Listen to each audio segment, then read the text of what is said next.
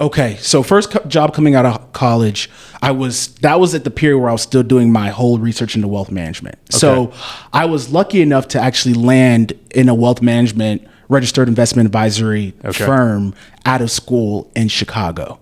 And coming out of St. Louis, if anybody's familiar with the Midwest, you have Chicago and then almost everything else. Like it's one of those, it's like Chicago is the big city. That's the place to be. And so coming out of college, I was like, oh, that's where I want to be.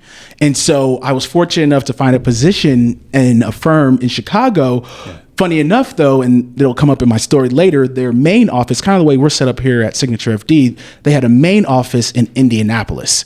And so I saw the Indianapolis office, met the Indianapolis people, were great with them. But what sold me was the team that they had in Chicago.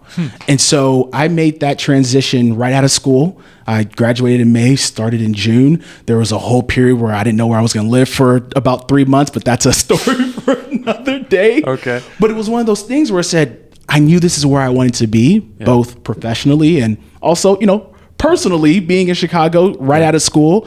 And so I was like, I'm going to make this work regardless of what needs to happen, whatever sacrifices I need to make in the meantime. And so I was fortunate enough to start in the business with my career.